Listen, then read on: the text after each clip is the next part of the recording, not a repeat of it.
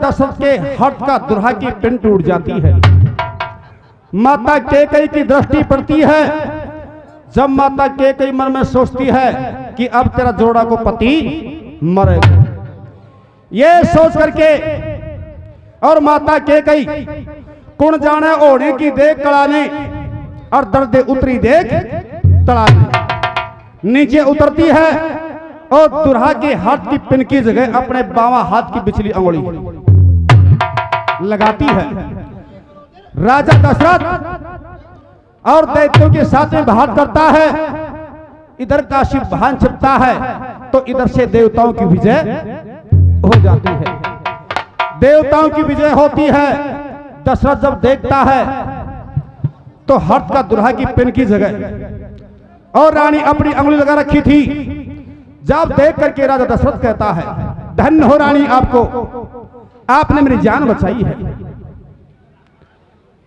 आप जैसी पतिव्रता नारी और मुझे ढूंढने के अंदर नहीं मिलेगी। देख करके राजा की राजी होगी जान। और रानी कैकेयी ने बोले, मैं तेरे माल प्रसन्न हूं, कोई मेरा से दो मांगे ना वरदान।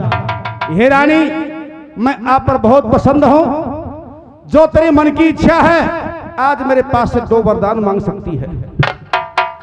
जब रानी कैकेयी बगबग हंसती है, बोले कहती महाराज ये वरदान का समय नहीं है, ये भारत का समय है। ये दो वरदान मेरा आपके पास द्रोहड़ के रूप में रख लीजिए।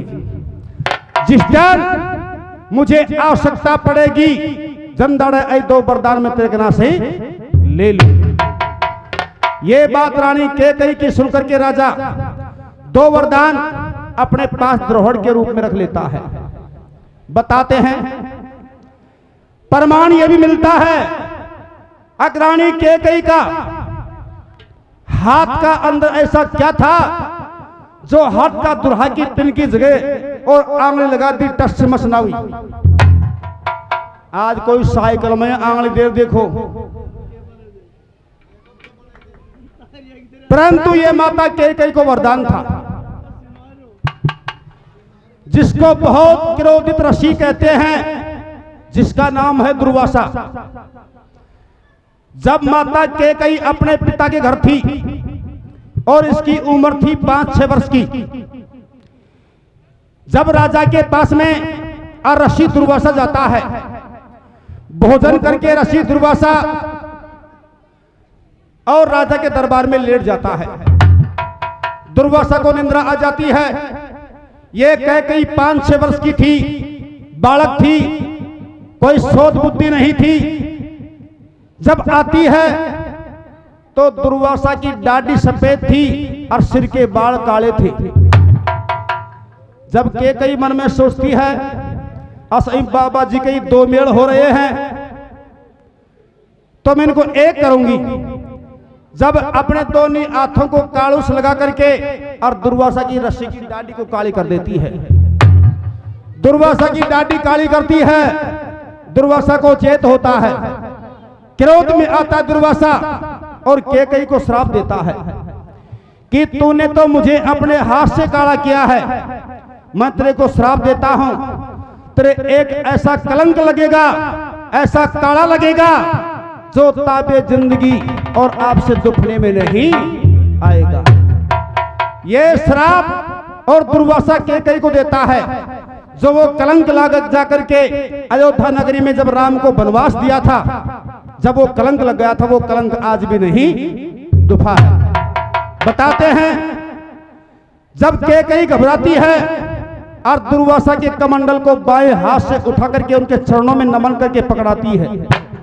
जब दुर्वासा को कन्या देख करके दया आ जाती है, जब दुर्वासा वरदान देता है कि जिस बावां हाथ से तूने मेरा कमंडल उठाया है, मैं आपको वरदान देता हूं कोई समय के अंदर ये आपका बायां हाथ बजर का हो जाएगा। तो ये दुर्वासा ऋषि का वरदान था कि आपका बावां हाथ बजर का हो जाएगा, जब ही कैकेयी की आंगली के टस से मस भी नहीं होती है।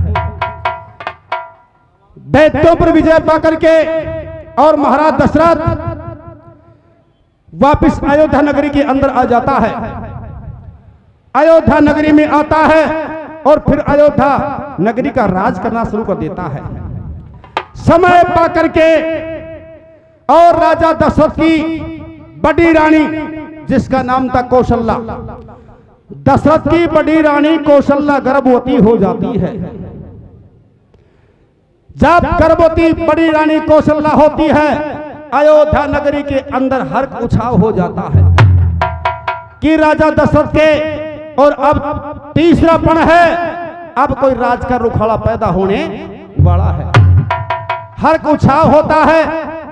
तो बताते हैं जो राजा दशरथ था, राजा दशरथ का एक मित्र था, अंग देश का राजा रोमपाद जो दशरथ का मित्र था। तो राजा रोमपाद के भी कोई संतान नहीं थी।